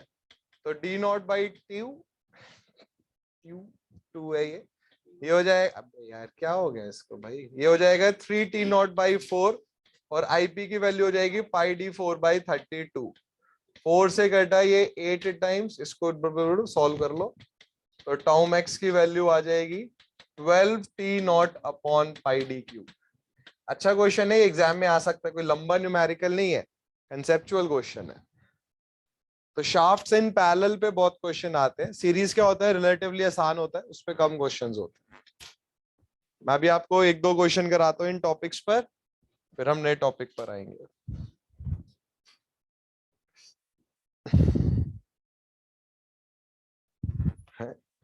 कितने बच्चों ने ऐड कर लिया टेलीग्राम? तो मुझे तो सब्सक्राइबर अभी भी, हाँ अब अपडेट हुए, अब अपडेट हुए, अब बस मेरा भी अपना एक टेलीग्राम चैनल है, for all the latest videos you can watch it. वहां पे मैं मूवीज के रिव्यूज भी देता हूँ, भाई ऐसा कुछ नहीं करता, मैं वहां पे पढ़ाता हूँ बस। अरे अच्छा मैं अभी इसमें हूं ही नहीं यार, तो मैं कैसे पोल कंडक्ट कराना चाह रहा था, बट अभी एडमिन ही नहीं हूं मैं, उसके एप्लीकेशन देनी पड़ती है ना अलग से। आदरणीय महोदय, सब्जेक्ट आता विषय, मुझे एडमिन बनना है। ऐसे नहीं होता, उसका रिटन होगा पहले, फिर पर्सनल इंटरव्यू है, मेरिट आएगी, उसके बाद मेडिकल मेडिकल मैं आई साइट में आउट हुआ था तो मैं घबराया हूँ इसको। चलो बच्चों क्वेश्चन करते हैं कुछ। मेरे अपने चैनल पे ज्यादा बच्चे हैं, 364 देख रहा हूँ, भेजता हूँ। बढ़िया चैनल है, उस पर बहुत मेहनत कर रखी है मैंने। मैं क्या बताना चाह रहा था, क्वेश्चन सेंड करना है मुझे आप लोगों को। चलिए आपको एक इंजीनियरिंग सर्विसेज का क्वेश्चन दिया जाएगा। सिविल इंजीनियरिंग में हम आ गए हैं।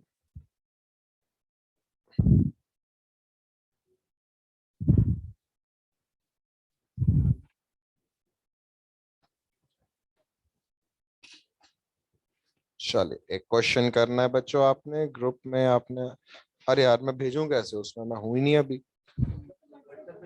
हाँ नहीं व्हाट्स, हाँ सब समझ चुका है लड़का, पूरे तरीके से प्रिपेयर है ये आगे की लाइफ। तो बच्चों जब तक मैं ऐड नहीं हो रहा हूं तब तक तो मुझे इधर ही मैटर करना पड़ेगा सॉल्व।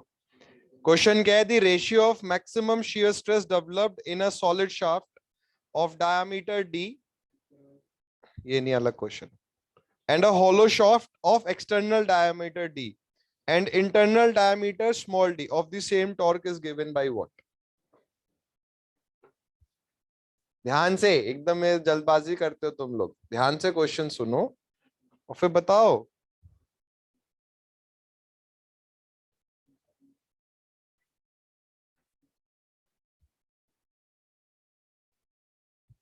मैं कहा था बच्चों,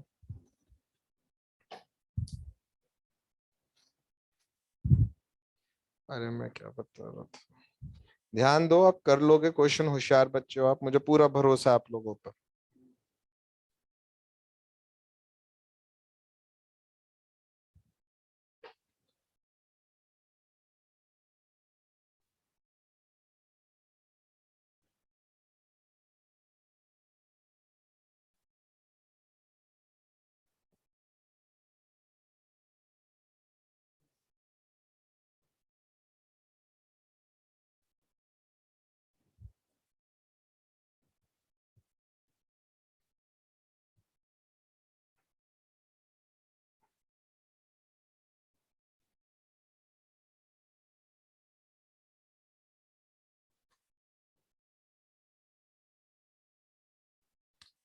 दो शाफ्ट हैं, एक सॉलिड है और एक हॉलो है, वो कह रहे हैं इन पर मैक्सिमम शियर स्ट्रेस का रेशियो बताइए क्या होगा जब दोनों पर सेम टॉर्क लग रहा है।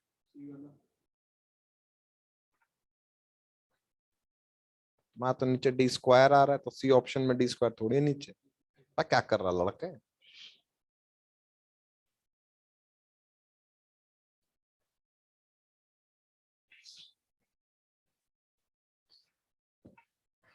बहुत आसान है, tau upon R equals to T upon IP निकालिए, दोनों के टी को सेम कर दीजिए, सॉलिड और हॉलो शाफ्ट के टी को सेम कर दीजिए।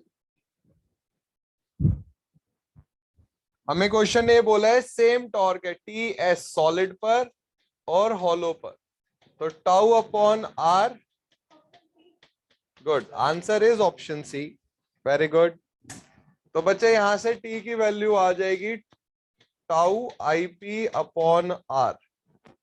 तो टी सॉलिड की बात करें तो टाउ मैक्स सॉलिड का इंटू आईपी सॉलिड का पाई डी 4/32, आर की वैल्यू हो जाएगी d/2। हॉलो में टाउ मैक्स हॉलो, इसका बच्चे आईपी हो जाएगा पाई/32 d4 माइनस d4, और आर की वैल्यू हो जाएगी d/2, क्योंकि एक्सटर्नल डायमीटर दोनों का सेम है। तो d/2 से d/2 कटा, पाई/32 से पाई/32 कट गया, तो tau max S upon tau max H equal हो गया d4 minus d4 upon d4 के। आसान क्वेश्चन था, हो जाना चाहिए था।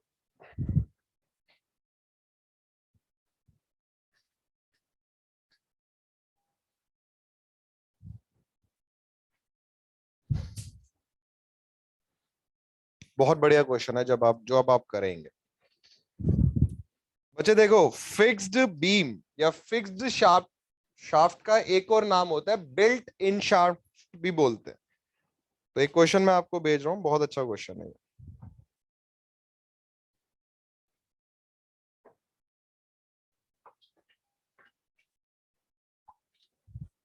ये टेलीग्राम पर मैं बना क्या, अच्छा क्या ज्वाइन किया मैंने, ओ या मैं आ गया इस पे। बच्चों अब टेलीग्राम के चैनल पर आओ, देखो इसमें बड़ी अच्छी चीज दिखाता हूँ मैं एक आपको, हो सकता है आपको पता भी हो बट स्टिल। वैसे व्हाट्सएप पे मैंने करा है ना, आप टेलीग्राम पर हो, पोल कंडक्ट करेंगे एक।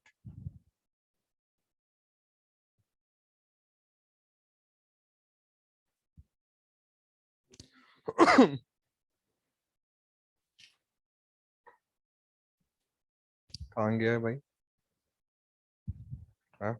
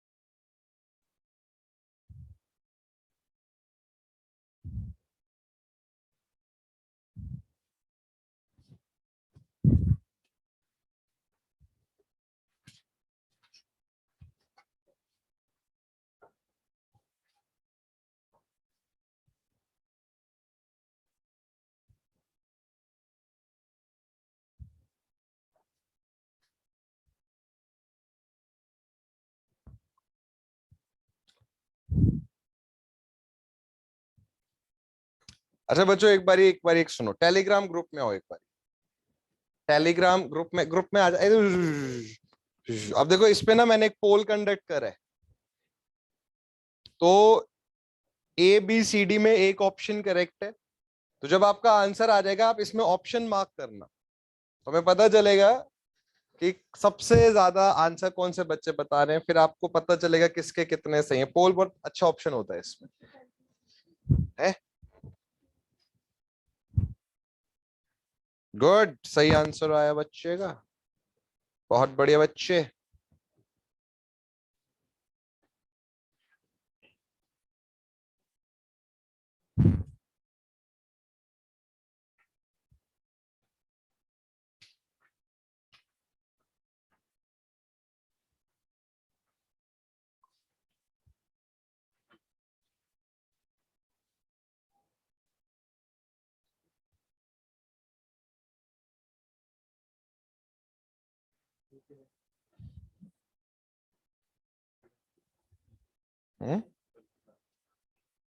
कोई नहीं, आंसर इज बी। बच्चों बिल्कुल पुराने क्वेश्चन की तरह है, जहां पहले टी की टर्म्स में था, इस बार बस इन्होंने जहां L/4 था वहां 2 लिख दिया है। ये फर्क है, बाकी कोई और चेंज नहीं है। बताइए आंसर।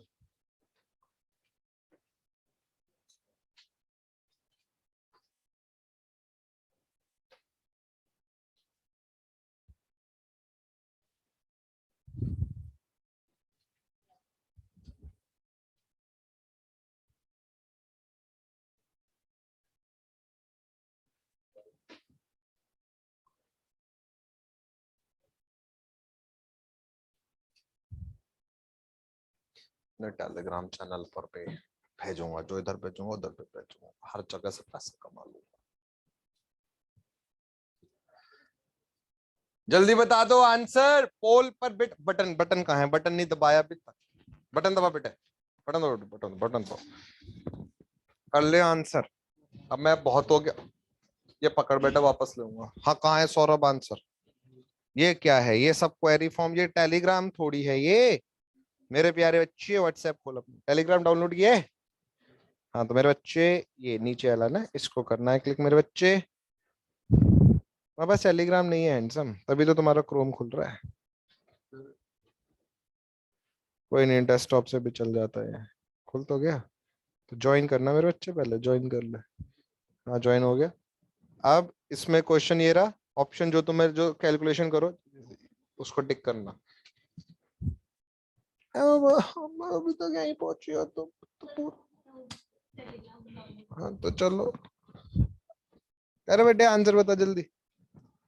हाँ भाई दोनों, जल्दी करो बच्चों। हाँ दिखाओ मुझे, बताओ सही कर रहे हो अभी तक?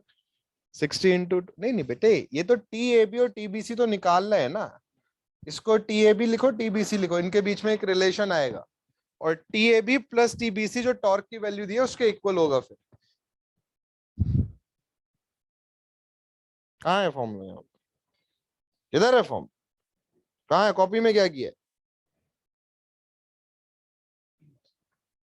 पिटाई कर दूं मैं? कौन सा है ये? लुइस फिलिप है? एलन सोली। अबे चल, वैन ह्यूसन का ये सिंबल ही नहीं है। एलन सोली है ये। देख रहा हूँ बेटा, बैलन। आंसर बता दे मेरे बच्चे, आंसर बता दे।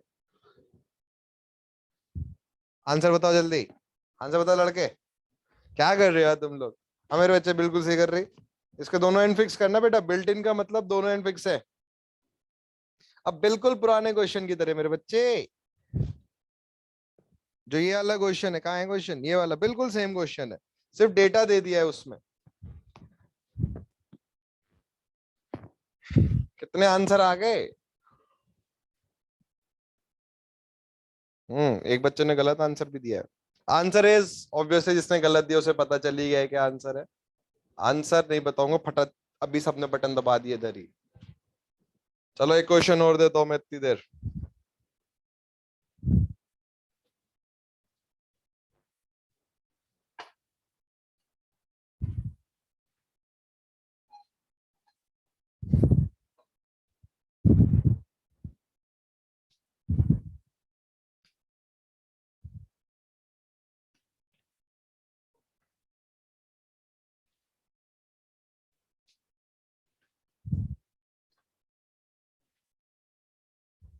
वैसे 7 बच्चों ने आंसर करेक्ट दे दिया है अभी तक। अब जरूरी नहीं है वो 7 बच्चे इधर ही हो, दूसरे कोई और बच्चा भी हो सकता है घर से बैठ के तैयारी कर रहा हो।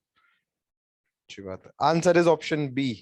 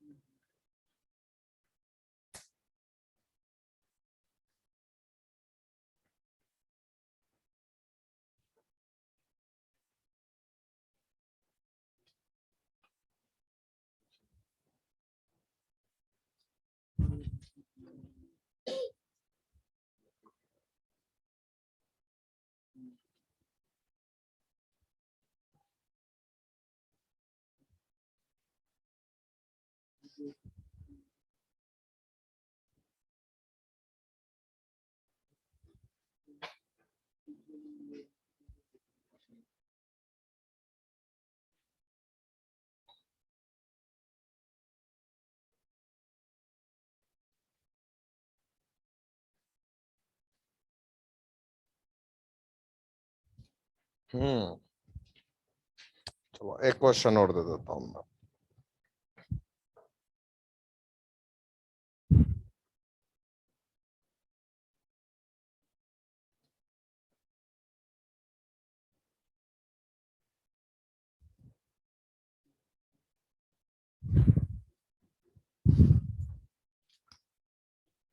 देखो बच्चों, एक क्वेश्चन मैं दे रहा हूं, ये होमवर्क क्वेश्चन है, क्योंकि ये इसेंट्रिसिटी का क्वेश्चन है, टू अवॉइड टेंशन वाला जो पार्ट था, इसको आप बाद में करना।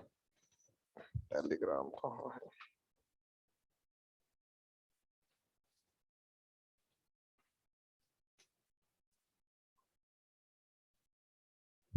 इस पर लिख भी देता हूं मैं।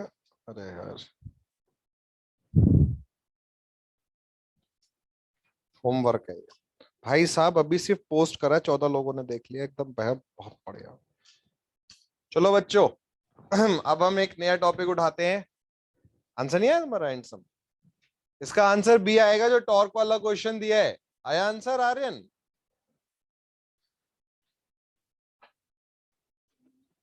आह, चलिए बच्चे, अब हमारा लास्ट टॉपिक आएगा सोम का,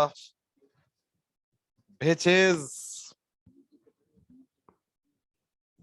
principal stresses and plane. Heading डालिए, या रुक जाओ, और क्वेश्चन कराता हूँ मैं टॉर्सन के, अभी एक दो क्वेश्चन हुए। कौन बैठूंगा, तो बैठने की जगह नहीं है। क्या कह रहे हो? इसेंट्रिसिटी नॉन सेंट्रोइडल एक्सिस, बिल्कुल वही वाले क्वेश्चन है ना, जैसे मिडिल थर्ड रूल पढ़ा था, उसका क्वेश्चन है। इसेंट्रिसिटी का मतलब होता है सेंट्रोइड से कितना दूर रखे। ई पूछिए, वो मोमेंट हो गया ना, P इंटू ई तो मोमेंट हो गया। ध्यान लगा बच्चे, कर लोगे तुम तो, अच्छे बच्चे हो।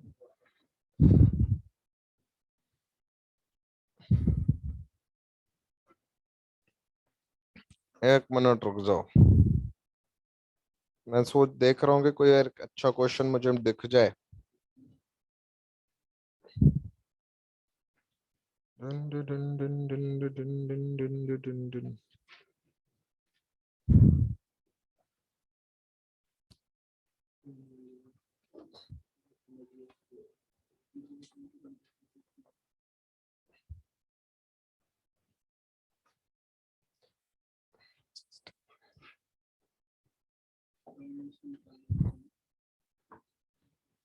ट्रस्ट, ट्रस्ट आपके सिलेबस में है क्या?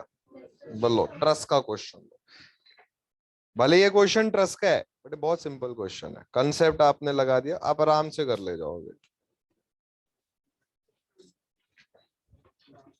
आज से पहले अगर आपने कभी भी ट्रस्ट नहीं पढ़ा है, तब भी कोई दिक्कत नहीं है।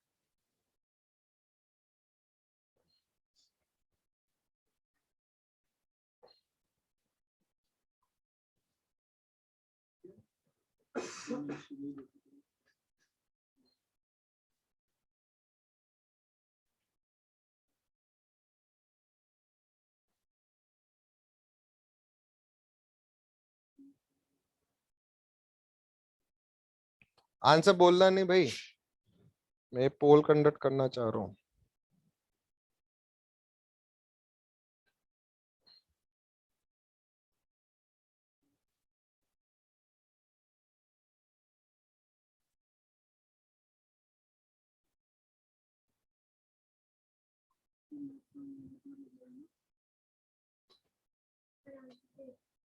आप टिक करो उस पे, पता चल जाएगा। Very good. देखो ये ट्रस्ट देखने में बड़ा सा लग रहा है, बट बहुत आसान क्वेश्चन है, बहुत सिंपल सी ट्रिक होती है किसमें, इसलिए दिया मैंने ये क्वेश्चन। एक बच्चे ने सही आंसर बताया, वेरी गुड।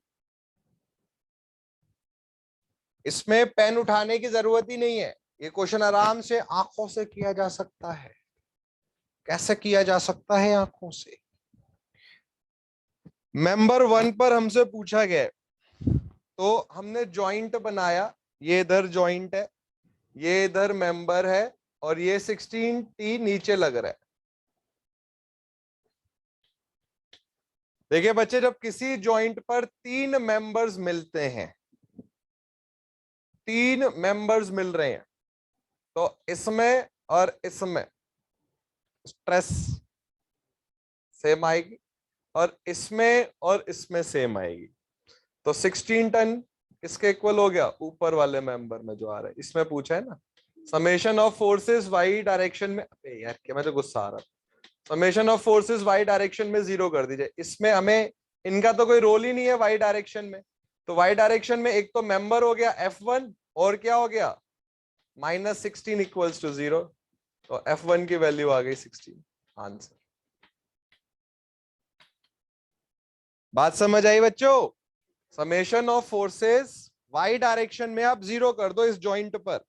ये जो जॉइंट है, इस जॉइंट पर एक मेंबर इधर गया, एक मेंबर इधर गया, एक नीचे लग रहा है लोड, और एक मेंबर ऊपर है। आपसे इस मेंबर 1 में फोर्स पूछी गई है।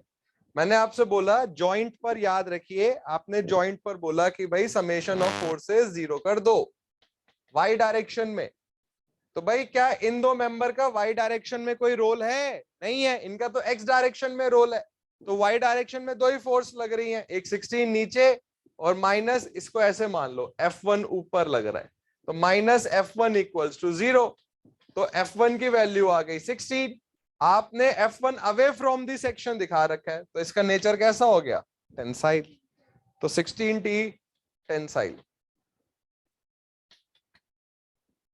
अच्छा क्वेश्चन है ये, आता है इनसे क्वेश्चन। ये देखने में लंबा है पर देखो कितनी आसानी से हो गया।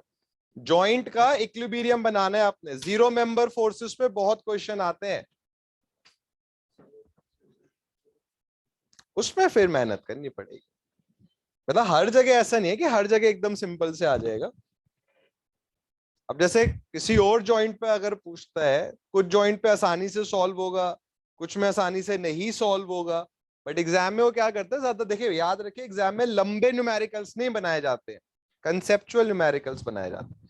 क्वेश्चन को लंबा करना तो बहुत आसान है, 6 लोड लगा दो उसमें लंबा हो गया, नहीं, आपको उसको कंसेप्चुअल बनाना है। अब देखिए ये भले ही ES93 लिखा, आप ईयर मत देखिए, ऐसे क्वेश्चन हमेशा रिपीट होते हैं। अभी मैंने कुछ टाइम पहले जम्मू कश्मीर PSC का पेपर देखा था भाई, बिल्कुल ऐसा क्वेश्चन आ रखा था। कुछ सर्टेन क्वेश्चन है वो घूम रहे एनवायरमेंट में, वही बार बार आ रहे हैं भाई। तो correct answer is option C. चलिए बहुत अच्छी बात है। अच्छा क्वेश्चन मेरे को दिखा, जब जब मेरे को अच्छा क्वेश्चन दिखेगा तब तब मैं उसको पूछ लूंगा। मैं देख रहा हूँ भाई। अब जो क्वेश्चन है भैया बहुत आसान क्वेश्चन है, जो कुटाई होगी आप लोगों की अगर आपने सही आंसर नहीं बताया। टॉर्सन का ही क्वेश्चन है।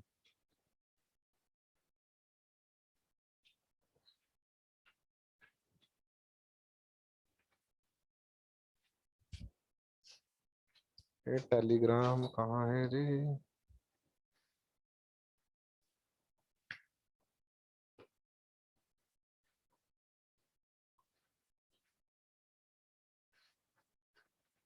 आंसर बोलना नहीं है।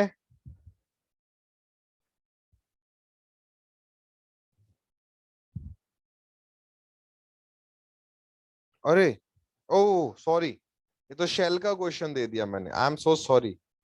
मुझे लगा वो फोटो देख के कि वो हॉलो शाफ्ट का, वो मिटा दिया मिट गया। देखो मिट भी गया होगा, दोबारा देखोगे मिटा हुआ है वो। शेल आपके सिलेबस में नहीं है, सॉरी सॉरी, आई अपेलोजाइज। इसका भी आंसर बता देते तुम लोग थोड़ी देर में। जो नहीं पढ़ा है उसका भी आंसर बता सकते हो, दिव्य शक्तियां हैं तुम लोगों के पास।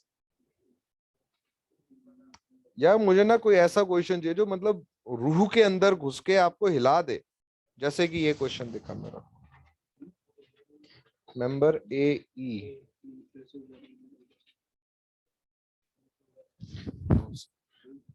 बस एक बच्चों भयानक क्वेश्चन आपके सामने आने वाला है, मजा आ जाएगा आपको क्वेश्चन देख के, आप नाच उठेंगे कि सर क्या बढ़िया क्वेश्चन था। बहुत बढ़िया, बहुत सुंदर। चलो ट्रस्ट का क्वेश्चन, एक और ट्रस्ट का क्वेश्चन लो। आज तुम्हारा वो चल रहा है, लकी डे है। इसमें ना मैं डेली कुछ क्वेश्चन पोस्ट करता रहूंगा डिफरेंट सब्जेक्ट्स के, तो जब टाइम मिले पोल का पार्ट बने, सॉल्व करें। अरे यार चलो कोई नहीं। कहाँ है किंडर, वो कहाँ है, टेलीग्राम तो है ही नहीं। Just give me a minute, Telegram. और आंसर बोलना नहीं है, जब आंसर आ जाए, पोल अभी कंडक्ट हो रहा है उसमें ऑप्शन लिख दीजिएगा।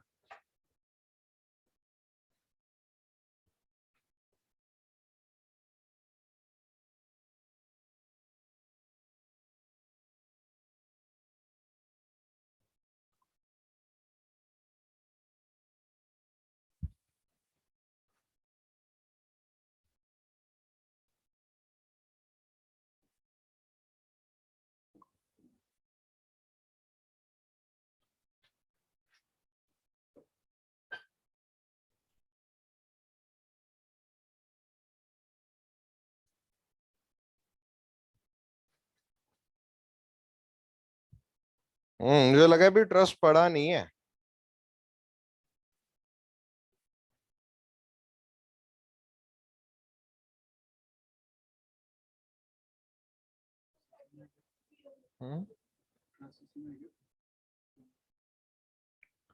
ट्रस्ट कहीं भी आ जाता है, ट्रस्ट हर जगह है, ट्रस्ट ओमनी प्रेजेंट है, इट्स एवरीवेयर। तुम्हारे एग्जाम में आते हैं क्वेश्चन ट्रस्ट पे?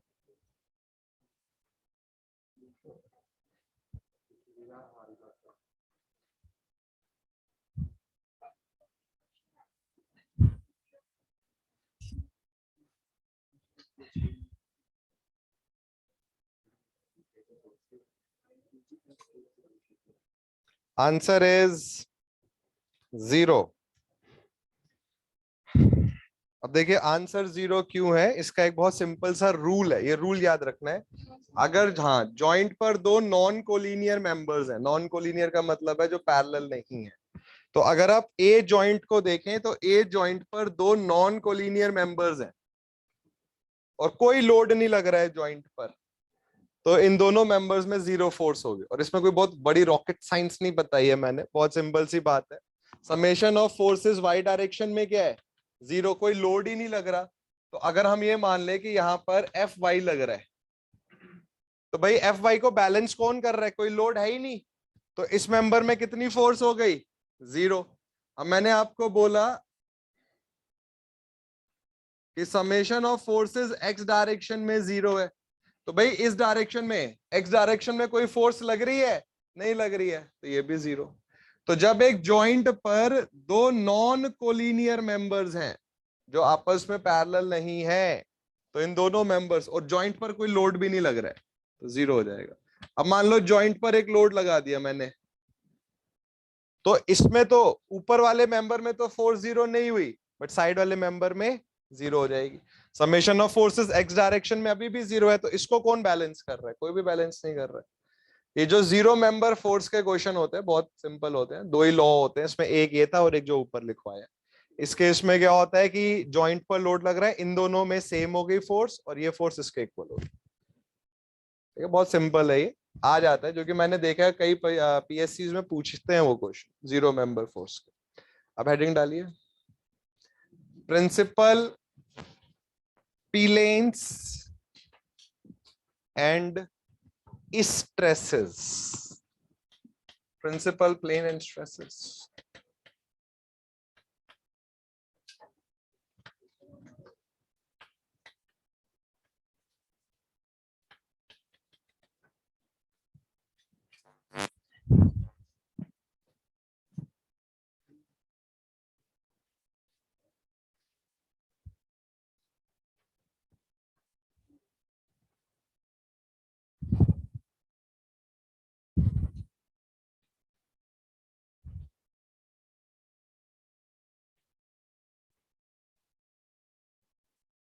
अब देखिए बहुत ध्यान से सुनिएगा इस टॉपिक को, सिंपल टॉपिक है। जैसे मान लीजिए ये हमारे पास एक रेक्टेंगुलर बार है,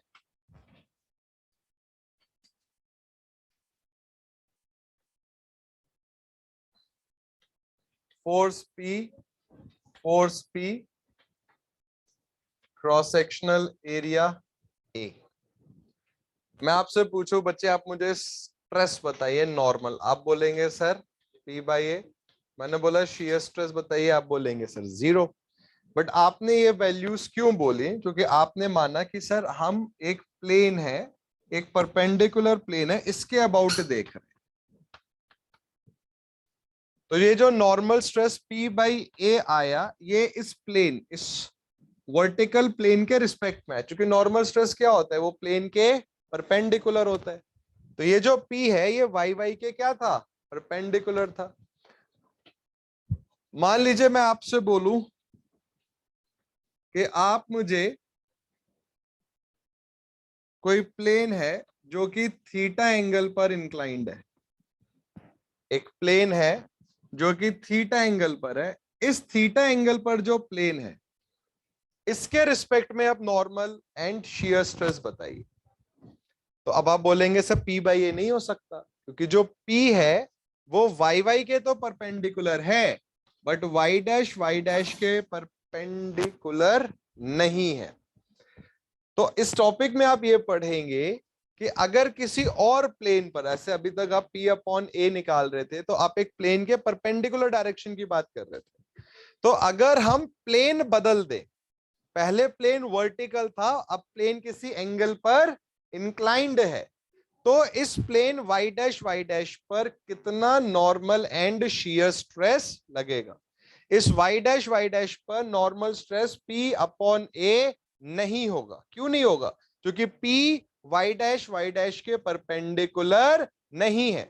नॉर्मल स्ट्रेस के लिए जो लोड है वो प्लेन के क्या होना चाहिए? परपेंडिकुलर होना चाहिए। तो इसका एक बहुत सिंपल सा फॉर्मूला है, वो हमें पढ़ना है। अभी इसको हम बोलते हैं यूनी एक्सियल लोडिंग। सिर्फ एक एक्सिस पर लोडिंग है। एक केस आएगा बाई एक्सियल लोडिंग, इस एक्सिस पर और इस एक्सिस पर, दोनों पर होगा। एक होगा प्योर टॉर्सन या प्योर टॉर्क, जिसमें सिर्फ टॉर्क लग रहा होगा। फोर्थ केस होगा कॉम्बिनेशन। वैसे तो इसके डेरिवेशंस भी होते हैं जिसमें फोर्सेस को रिजॉल्व करते हैं, बट वो अभी आई बिलीव कि आपको इतना डीप में जाने की जरूरत नहीं पड़ेगी, आपको बस फॉर्मूले याद रखने होंगे। बट अगर आप डीप में जाना चाहते हैं, क्योंकि वैसे जरूरत नहीं पड़ती है, अगर हम एसएससी जेई तक भी देखेंगे तो जरूरत नहीं है। गेट के उसमें इसका डेरिवेशन मैं करवाता हूं, फोर्सेस को रिजॉल्व करना। आप सीखना चाहते हैं तो आई कैन शेयर पीडीएफ। उसके बाद आप डिस्कशन करना चाहते हो तो मैं बता सकता हूं, बट एज अ होल आपको उसकी जरूरत पड़ेगी नहीं, आपको सिर्फ फॉर्मूले की जरूरत पड़ेगी। ठीक है बच्चों? अब आपके दिमाग में क्वेश्चन आना चाहिए कि सर हमें किसी और प्लेन पर निकालने की जरूरत क्या है, क्यों ऐसी जरूरत पड़ रही है हमें? तो बच्चे क्या होता है, जब आप किसी भी बॉडी को लोड करते हो, जैसे आपने एक क्रॉस सेक्शन लिया और इस पर इस तरीके से स्ट्रेस लगा दी, तो हमें यह पता करना होता है कि जब ऐसी कोई स्ट्रेस लग रही है, कोई भी स्ट्रेस लग रही है, तो सबसे ज्यादा मैक्सिमम नॉर्मल या शियर स्ट्रेस कहां पर आ रही है, किस जगह आ रही है? जिस जगह शियर स्ट्रेस या नॉर्मल स्ट्रेस मैक्सिमम होगी, वहां फेलियर के चांसेस भी ज्यादा होंगे। उस प्लेन को हम फाइंड आउट करेंगे, उस प्लेन को पता करेंगे और फिर कुछ ऐसी चीजें करेंगे कि फेलियर उस प्लेन पर ना हो। तो इस टॉपिक के थ्रू आप ये समझते हैं कि सबसे ज्यादा नॉर्मल एंड शियर स्ट्रेसेस कहां पर आएंगी। जैसे माइल्ड स्टील की मैं बात करूं, आप माइल्ड स्टील पर यूनी एक्सियल लोडिंग लगाइए, टेंसाइल लोडिंग लगाइए और माइल्ड स्टील को खींचते चले जाइए। जब माइल्ड स्टील टूटेगा, जब माइल्ड स्टील ब्रेक होगा, तो बच्चे जिस एंगल पर ये टूटता है, ये जो एंगल है ये 45 डिग्री होता है। तो maximum shear stress, ductile material हमेशा शियर की वजह से टूटते हैं और ब्रिटल मटेरियल हमेशा नॉर्मल स्ट्रेस की वजह से टूटते हैं। तो मैक्सिमम शियर स्ट्रेस 45 डिग्री पर आती है स्टील में, जब आपने उस पर यूनी एक्सियल लोडिंग, सिर्फ एक एक्सिस पर लोडिंग लगाई, जैसे टेंशन। तो ये 45 डिग्री आया कैसे, इस पर हम चर्चा करेंगे। तो अभी हम ये लिखेंगे कि लोड लगाने के बाद जिस प्लेन पर मैक्सिमम नॉर्मल या शियर स्ट्रेस आता है, फेलियर वहां होगा। और हमें इस टॉपिक में पता करना है कि वो स्ट्रेस कितना है जो फेलियर कर रहा है और वो कितने एंगल पर आ रहा है। लिखिए, थोड़ा सा लिखना है आपने। कल इस पर हम पूरी गहन चर्चा करेंगे 3 घंटे। और देखिए ऐसा भी नहीं है कि अब ऐसे मान लीजिए कल सोम खत्म हो जाएगा, मैंने आपका टॉपिक पूरा थॉरोली एनालाइज करा एकदम घुस के अंदर, तो ऐसा भी नहीं है कि मतलब सारा टॉपिक हमने, सारे सिलेबस पूरा पढ़ लिया। बट ये मत सोचो कि कल सोम खत्म है तो आप दोबारा कुछ पूछ नहीं सकते। टाइम टू टाइम अपने डाउट्स बिल्कुल आप पूछे, मैं भी इधर हूं, आप भी इधर हैं, बट कोशिश यही करा करिए कि जब टीचर जिस टॉपिक पर है आपका रिवीजन भी उसी टॉपिक का चल रहा हो, तो आपको थोड़ी अपनी स्पीड पर भी ध्यान देना है। कई बार ये क्या होता है कि हम अपनी स्पीड कम रखते हैं। मान लीजिए मैं इधर टॉर्सन पढ़ा रहा हूं, आप घर पर एसएफडी बीएमडी पढ़ रहे हैं, तो अब जो यहाँ चल रहा है वो फिर आप कब रिवाइज करेंगे, उस टाइम पे कोई और सब्जेक्ट आ जाएगा। तो आपको अपनी स्पीड पे थोड़ा ध्यान देना होगा। ऑब्वियसली ज्यादा टाइम पढ़ना पड़ेगा, तभी स्पीड भी इंप्रूव होगी। लिखिए, मेन आपका टॉपिक है प्रिंसिपल प्लेन्स एंड स्ट्रेसेस। अब इसमें एक सब हेडिंग डालिए, कंपाउंड स्ट्रेसेस।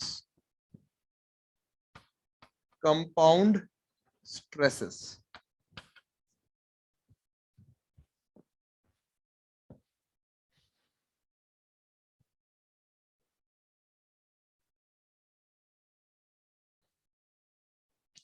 इसमें लिखिए,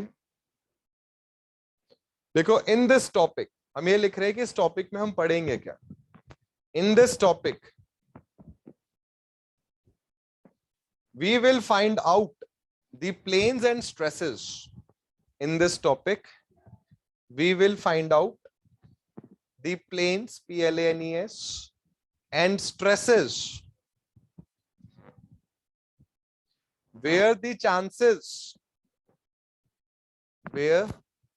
chances of failure, where the chances of failure of the material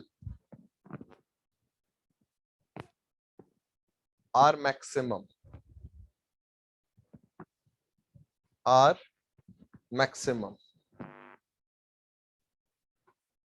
full stop। देखो, following four cases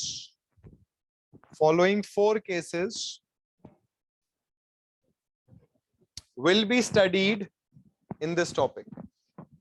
Following four cases will be studied in this topic।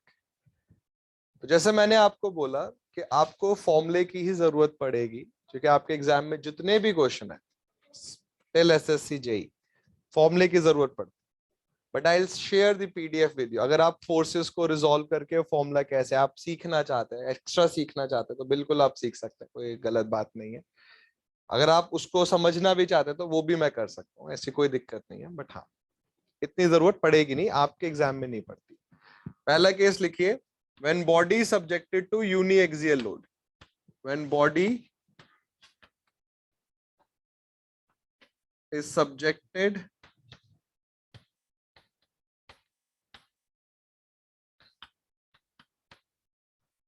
to uniaxial load।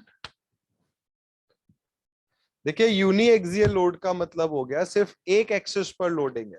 जैसे आप body को क्या कर रहे हो, खींच रहे हो या कंप्रेस कर रहे हो।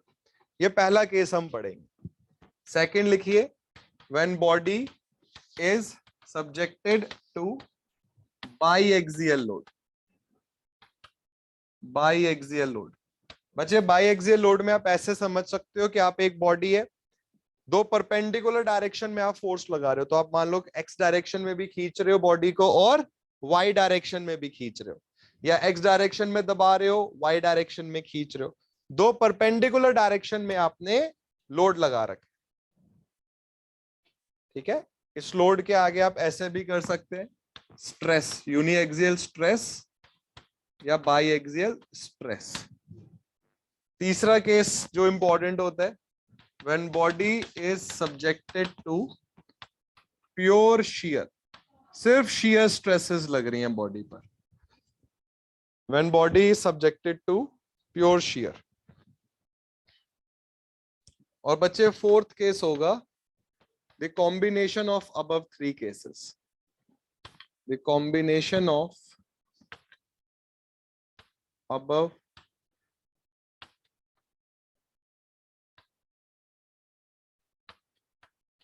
three cases। अब देखिए, एक बात हो रहा है, कल आपका सॉन्ग खत्म हो जाएगा, वो आपकी टेस्ट सीरीज है, वहां पर 2-3 दिन में रिवाइज करके उसको दे दीजिए। अब ऐसा नहीं करना है आपने कि नहीं मैं सर अप्रैल में जाके दूंगा उसको, नहीं, ठीक है, उसको 2-3 दिन में सॉल्व करिए। क्योंकि जितना आप डिले करेंगे ना, अगर आप ये सोच, जैसे कोट भी होती है कि अगर आप उस मोमेंट का वेट करेंगे जब आप बेस्ट हो जाएं, तो वो मोमेंट कभी नहीं आएगा लाइफ में, है ना। जितना आप चीजों को डिले करेंगे आपका नुकसान है। लेट्स से सैटरडे को आपका एक फुल सब्जेक्ट रिवीजन हो जाएगा न्यूमेरिकल का, वो कर लिया, बाई मंडे तक टेस्ट दे दीजिए, क्योंकि अभी दूसरा टेस्ट अपलोड होने का भी टाइम आ गया।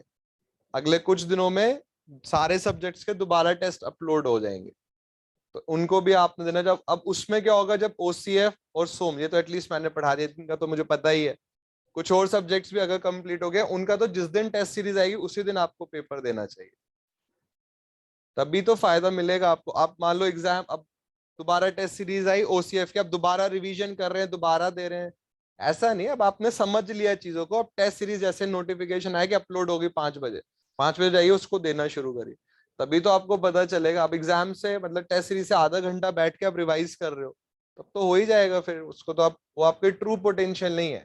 ट्रू पोटेंशियल ये है, टेस्ट सीरीज आई और आपने एकदम उसको देना शुरू कर दिया, ठीक है। अब बच्चों इन 4 केसेस पर हमने कल पढ़ना है। इन्हीं से रिलेटेड प्रिंसिपल प्लेन्स होते हैं और उसी से रिलेटेड मोहर सर्किल है। मैं आपको बस कल एक बहुत इंटरेस्टिंग चीज ये बताऊंगा कि मोहर को कैसे पता चला कि स्ट्रेसेस को एक सर्किल की फॉर्म में ही बनाया जा सकता है। Rectangle, triangle, trapezoidal, parabola, hyperbola, ellipse, कोई और फिगर क्यों नहीं सोची मोहर ने, उन्होंने सिर्फ एक सर्किल ही क्यों सोचा। एक बहुत सिंपल सी इक्वेशन कल हम बनाएंगे और मैं आपको गारंटी देता हूं आप मोहर सर्किल का हर क्वेश्चन कर लेंगे उस बहुत सिंपल इक्वेशन को याद करके, ठीक है। तो कल positively will finish up this syllabus. But बच्चे फिर से वही बात है, एज टीचर मैंने सिलेबस खत्म कर दिया, बट एज स्टूडेंट आपने कितना पढ़ लिया है वो इंपॉर्टेंट है। टाइम टू टाइम सिलेबस तो होता रहेगा, आपने क्या सीखा है उस पर ध्यान दें। और सैटरडे को टाइम अभी मैं आपको बता दूंगा, यूट्यूब सेशन रखेंगे न्यूमेरिकल का, तो प्लीज उसमें जरूर आए। उसमें हर टाइप के क्वेश्चन रखेंगे, हर कैटेगरी का, आसान, मीडियम, डिफिकल्ट, डिफिकल्ट, हार्ड, सब कुछ। क्योंकि मैंने पहले भी बोला है कि अगर आपको 5 किलोमीटर की रेस जीतनी है तो आपको 10 किलोमीटर भागने की आदत होनी चाहिए। तो ऐसा नहीं सोचेगा कि बिल्कुल स्ट्रेट फॉरवर्ड वो बाई वर्ड वाले क्वेश्चन है। व्हाट्सएप ग्रुप में देखो बच्चों, मैंने civil services, engineering services, GATE, ISRO, कोई एग्जाम नहीं छोड़ा नेशनल लेवल का, सब कराए हुए हैं। तो ऐसे क्वेश्चन कराऊंगा मैं, ठीक है बच्चों। चलो अब हम मिलेंगे 1 बजे। पहले मैं